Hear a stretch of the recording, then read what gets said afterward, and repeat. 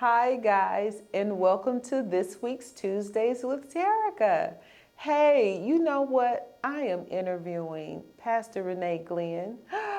Oh my goodness, so much wisdom, so much knowledge, so sweet. I am so honored.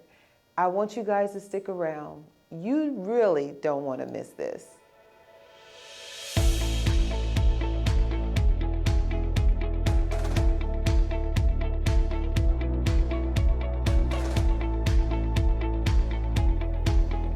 Hi, everyone, and welcome to this week's Tuesdays with Terica. Woo-hoo! Hey, guys, do you see my guest here today? We are having the privilege and the honor of actually being able to speak with Pastor Renea Glenn. Pastor Glenn, oh, I'm so happy to see you today. Thank you for having me. Absolutely honored to be here. Well, thank you so much. It is really my pleasure, my joy. As I was sharing with you a little earlier, there was a couple of things that has happened through the year, and I said, well, gosh, if I could just talk to some woman that would be able to share and pour life into my viewers, who would that be? And your name popped in my mind. Wow. And so I'm just so honored. You really, I know I keep saying that, but you have no idea how honored I am. So thank you again. Oh, thank you. So just so that we're not prolonging time, with you being here today, I know that you have such a crazy schedule. You're doing so many wonderful things for the community, for the people of God. And then I'm sure at some point you're trying to have a life too. How do you balance it all? Well, for me, life is, I was thinking about the scripture, honestly, in Ecclesiastes 3, where it says there's a time and a season for everything. So for me, balancing life is simply based on, from my perspective, whatever God is requiring of, whatever God is desiring for us to do, whatever, for me is that. And I was even thinking about the question, balancing life is a strong opinionated question because it just depends on who it is. But for me, balancing life, number one, is to make sure that I'm walking in the perfect will of God for me. Now this is a for me answer. I understand being able to navigate and do whatever it is that you need to do, but I honestly do also understand the need sometime to pull away. It's biblical. Jesus pulled away. There was times that he would pull away, and I understand that. And it is so funny because, again, sometimes I think people don't think I have the balance, but I promise you I have the balance. I know how to pull away. I know when to pull away. And so that can be, for me, again, it's a very broad question. It's based on what you like to do. Balancing life could be going to the beach for some, going to the mountains for others, sitting at home with their feet on the couch for others, outside playing with the kids, playing basketball, going shopping, spending money. So that just depends. So for me, and because my life is so orchestrated, and I'm okay with that. All right, I'm gonna calm down. I felt the presence of the Lord. My life has already been so orchestrated by God. So the balance for me can be just whatever it is in the moment. Because balance for me could be having this moment with you. Wow, isn't that something? And here I am thinking that you being on the beach would be your downtime to kind of disconnect, but still be in the presence of the Lord. So I think that's awesome because it's not a lot of people that can do what you do it as gracefully as you do, and still come back with the strength of, okay, but we're getting it in tomorrow too. People don't do that. Yes, ma'am. Well, I believe that everything in life that we need to do, we've already been equipped. Absolutely. I believe that's how God made us. I don't care who you are, saved, unsaved, loving the Lord or not, doing your own thing, whatever. We have everything we need that's already been placed on inside. And I believe that we also have the power within because that's where it comes from. Yes. So I think for me, And again, for me, the balancing of life is just operating from that place. And I think each person has to know their limitations. Absolutely. And if you know that, and then you operate from that place, that brings the balance, because it can be different things to different people. Did y'all hear that? I hope y'all took in everything she said, okay? Because we talking about some wisdom sitting here, okay? Okay, so let's talk about, I've had an opportunity to kind of share with a couple of therapists, and we've been talking about post-COVID people trying to kind of get back into the swing of life. And I know that things will never be the same as before, but we're moving into a new season. However, there are some people that still feel stuck. What are your thoughts on that?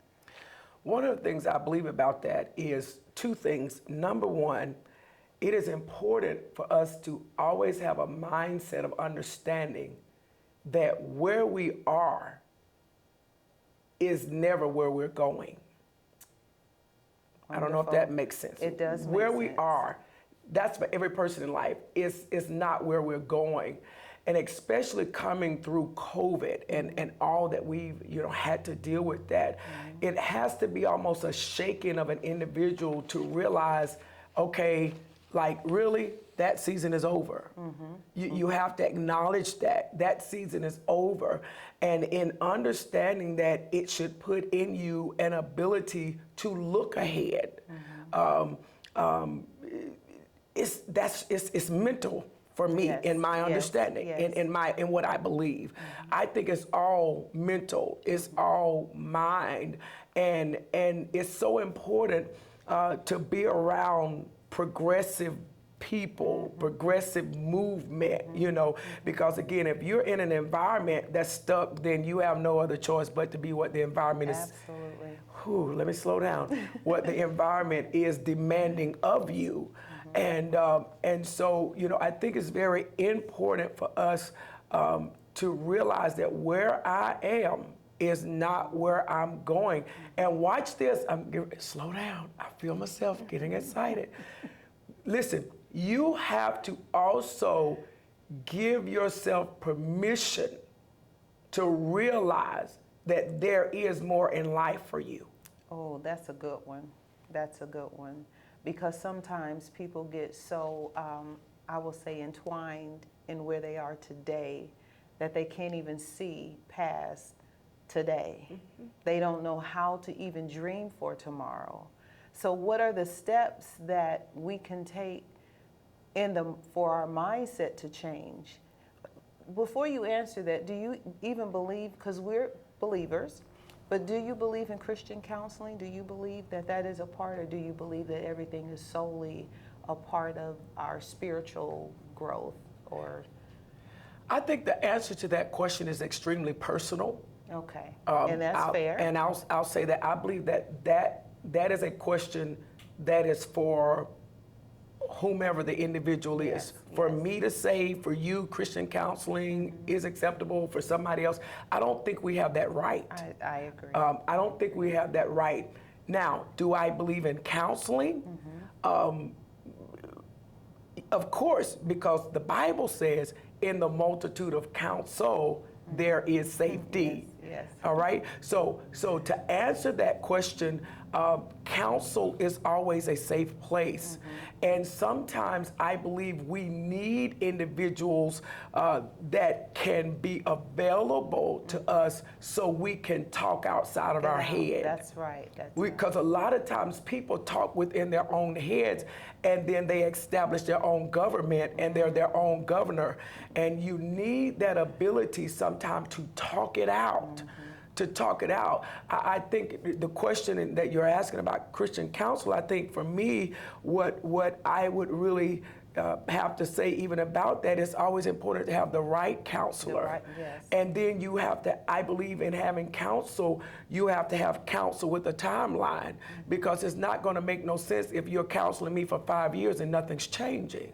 Wow, that's true. That is so true. So I guess to answer your question, I think the personal question you ask is that's personal. But do I believe in counsel? I do. And it's so interesting because in the book of Isaiah, and that's all I have is the Bible. In the book of Isaiah, one of the descriptions of who God is, the Bible says he is a counselor. So with the Bible saying that, it is indicative that God expects us to take counsel. Absolutely. Yeah. I think that's wonderful. So the steps that for the person that may not know how to go from one place to the next, they're not sure if they want counseling, but yet there's something else or some things that maybe they can do to try to help themselves. What suggestion would you offer for that individual? Listen, honestly, I don't know how a person can help themselves without having someone to have conversation with that is gone where they're trying to go. We can't help ourselves. I don't know if that's going to make sense in what I'm saying. In life, every one of us in life, we're going to need help sometime. And I don't know that starts anywhere else other than what can I do? Okay, what can I do? All right, let me slow down because I'm getting excited. So what can I do? The first thing we can do is acknowledge the need that I need to become unstuck. All right? Because you can look at me and in your opinion, you can say I'm stuck. All right? But that could be your opinion because for me, I could be happy where I am. That's a revelation I got just a few days ago, even as a pastor. You know, you look at people's lives and you can hear God's voice, you can hear the instructions, you can hear the wisdom for the individual, and you're giving it, but for them, they're okay where they are. Wow. So are they stuck or not? It could be based on my opinion or my thought process, honestly. Yes. I think in this world, we have to shift because we have a lot of things to say about a lot of things that's really our opinion, and they're okay. So true. And so for the one that will say, oh, I just feel so stuck, you know, what can I do? It is the first place of acknowledgement. And then it is really getting that person and finding that person that you can trust your vulnerable state to. Yes. And have that conversation so that because it varies, because maybe I can, if you're feeling stuck, maybe I can get you and take you on a little weekend to show you something more than where you are. That can be something that could help you because you're sitting right here believing that this is all it is. Baby, let me tell you, there's a big world out there. Come on here. Come on here. Let's go for a little ride, and literally allowing them to see some other things and sharing with them some other things. You know, it could be as simple as that to help people to get unstuck. But before I help you get unstuck, I have to know you have a willingness to want to be unstuck. Ooh, that is so good. That is so good. Yeah. Going back to the counsel. Because I can't want it more than you. You can't want it more for me than I want it for myself. I cannot. So that is correct. And that even goes back to counseling. You know, do I believe in it? Do we believe in it? God speaks of it. But again, if I'm going to counseling, and I haven't made a decision to switch my state, I'm wasting the counselor and my time. Wow. Because I don't care how much counseling you're receiving, and the counselor can be the #1 counselor in the world, but if I have not made a decision that there is a need for a necessary shift, then we just sitting here chit-chatting. You are so right. You are so right. You know, there's been a time in my life where I felt like I was trying to be unstuck, and I had to do the very thing that you just said. I had to acknowledge that I was stuck. Why was I stuck? And what was I going to do about it? And that's when I made some decisions to do some things different. Thankfully, I had people around me that loved me enough to allow me to vent or share or just speak it out like you said. So I am in agreement with everything you just said because I've had the experience. So thank you. Oh gosh, thank you for the wisdom. So becoming unstuck, how is that empowering? I would imagine that everyone, but again, it's got to be the person deciding that they don't want to live this anymore. Yes. I can give you, again, all I got is the Bible. So like in John chapter 5, right, there's a story of, it talks about a bunch of people who were halt, they were withered, they were troubled, they were sick, lame people, right? So the Bible says that a certain season that the waters would move, and whoever got in the waters first, right, would be healed, okay? So whoever was the first one to get there, well, if they know at a certain season that the water's gonna move, the first one had to have desire to make the move. Right. So if they knew that healing was coming and available, it had to be something in them to drive them to that water. That particular text goes further to say that now Jesus approaches a man that was there who had been in a situation for 38 years, right?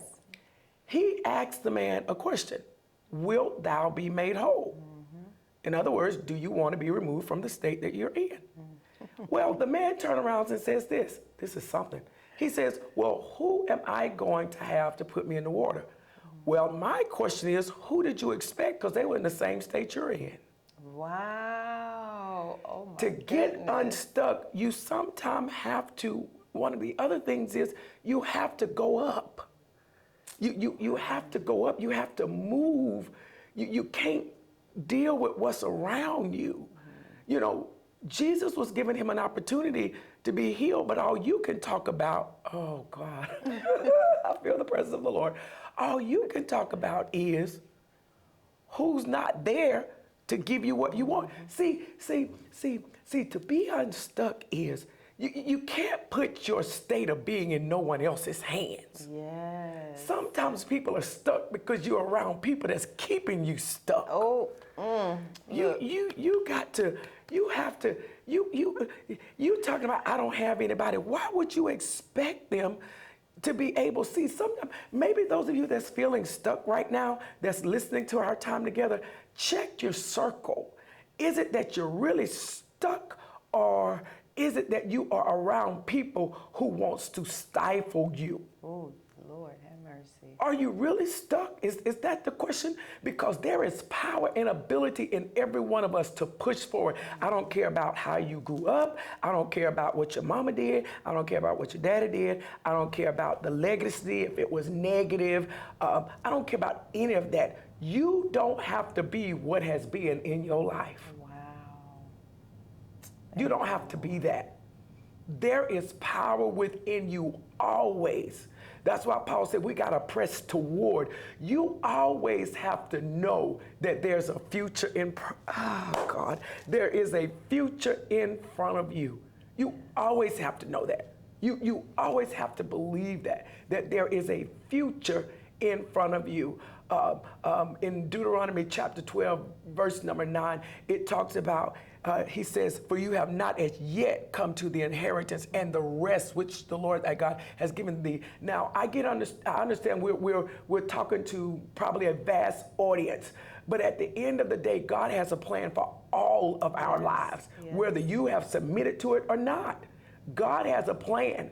There is a plan in motion, and the beauty of God is he reigns on the just as well as the unjust. Yes. So sometimes you can be out of the wheel and still end up being blessed. Why? Because it's the plan of God that's in motion. And so if we believe that, then we have to know that God has so much more for us. And then we have to know that there is something to reach forward to.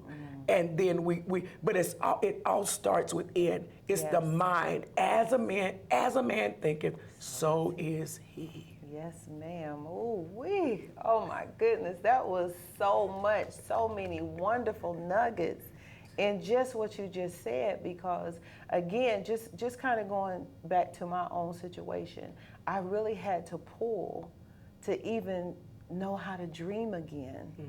And that was, it was a difficult thing for me because I've always been one full of life and, always had aspirations, but there was a place where I didn't. And I really had to seek the Lord to be able to move from that spot.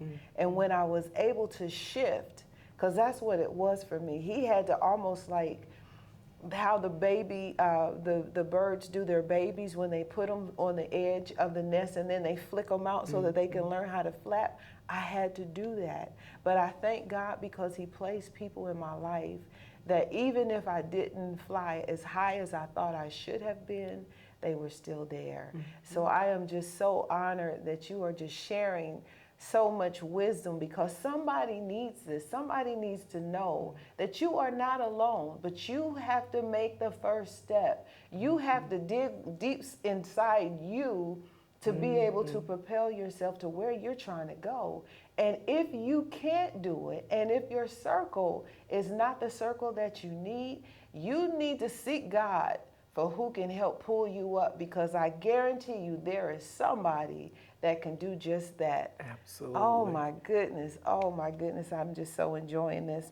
Okay, so I have a bonus question for you because we were just kind of sharing a little bit earlier about my friend who, the mother is going through some things in life and she's got 3 babies, 3 young children. She's not sure if she wants to be a mom anymore. She went through the whole thing with COVID. She had to be home with her kids. She was the teacher and the doctor and the everything because, we were all kind of closed in and, everything. And so now she's wanting to be back a part of life, but she's not sure if she wants her children to be a part of her future. Wow, that's heavy. Yeah, that's really heavy. And again, this is a broad perspective of a question, and certainly whatever I have to say would simply be my opinion about that. But at the end of the day, unfortunately, in some things, we don't have those choices to make because it is what it is. And I think where we get lost at in life is that people do make that decision and they follow through with it. Well, yeah. And so it's now left for the village, to figure out what is the next thing to do. But what I would pray is that there would be individuals around her. This is going to slip me into something else because I don't want to move away from the question, but something else is hitting me right now. I believe that we as people need to be more sensitive to one another because if somebody would have been sensitive to her, they could have jumped in there and said, take a break, step back. That's not the day we live in. People are so selfish and self-centered because my heart goes out to that young lady. You want to do life now because what has happened, she feels like something is missing, but I don't even know if it necessarily have to do with COVID as it have to do with life. Wow. Now, I'm going somewhere prophetically, but I don't know who that person is. I don't know the name, but I don't know if COVID can be connected to that. Because again, people do come to spaces and places where they feel robbed. Wow. And when children come into play, listen, there has to be adjustments. There's no ifs, ands, or buts about that. And that is possibly explanatory for much that we are experiencing in this life through evil, through hatred, because these kids now, because kids feel that. Yeah. Now, they may not know how to articulate what they're feeling and sensing, but kids feel that. So now we're dealing with rejection. We're dealing with abandonment, that these kids are having. But somewhere or another, possibly, the parents could have dealt with abandonment, rejection. Yes. So now I'm still acting out because I haven't taken the time to really stop and allow my inner self to be dealt with. Wow. That's a very open, broad question, and we could probably talk about that another 30 minutes because at the end of the day, it moves back and back and back because you have to move back to see what started that. Where did that really come from? Because I would probably suggest that has nothing to do with COVID. Okay. That has and to that do is with probably true. Yeah. I'm almost sure. I was thinking a few minutes ago, sometimes life will arrest us. Moments that we experience life, things happen that's not favorable. It's life. It's gonna come. And I think we have to be around people that can empower us to say, all right, I know you're going through something hard right here, but evidently it's orchestrated. It's not gonna kill you. Put your big boy, big girl underwear on, and let's come together through prayer and wisdom and walk through this. It's not gonna kill you. It's life. It's life. So she would have a permission to have that moment, but she needs people around her to tell her, okay, you got about 2 days to have that moment, Yes. and we're gonna readjust. Because these kids are depending on you, and evidently God is too, because God is the one, whether you saved or unsaved, life comes from God. He's the one that gave you these kids. So you got 2 days. I'm gonna give you 2 days to go away. I'm gonna keep these kids, bring them on over here to the house. Let them chill. You got 2 days to get this worked out within yourself, because you don't have permission to decide you don't want to be their parent when God decided you were. Yes. Yes. And if he made that decision by birthing them through you, and then the challenge could be doing it alone, Yes. not having the male, the father, the safe haven of marriage as God ordained it, to be. That's Bible. I know somebody would fight against me. It's okay, you know. They already know. They already. It's okay. But having it in the confines which God ordained it. But again, sometimes life happens. But even in that, there's still a way to conquer. Wow, so much wisdom, so much wisdom. I just want to, I feel like we haven't had enough time, but I am so grateful for you just being able to be here today to just share and to pour into those that will take a moment to hear the words of wisdom that you have shared. Hey guys, you just don't know. Life happens. Life happens. And we are here again, never trying to give you my Jesus, but if you want him, he's available. So with Pastor Glenn being here, she has a church that I am going to give a shout out to, Restoration Church of Prayer in Welford, South Carolina. You can find her on all social media. Actually, I'll let you tell them the platforms that you're already on that they can follow you. Well, me personally, I am not on a single social media platform. Our church, Restoration Church of Prayer, we're on Facebook and Instagram and also on YouTube, and that's Restoration Church of Prayer. However, I personally am not on any social media platform, and that is by decision. And we respect that. We respect that. So thank you again for being My pleasure. here to share Thank with you. us. Hey guys, I hope you were able to pick up some wonderful nuggets. If you need to send this to someone that you know that is going through a situation, please do so, because we are here always to help, inspire, uplift, encouragement. We want to be able to be a platform for people who are in need, or for people who just want to have a laugh sometimes, This is what we're doing. So I am Terica Talbert with Century 21 Blackwell and Company, and I sponsored today. Thank you so much for watching. We hope you have a great week.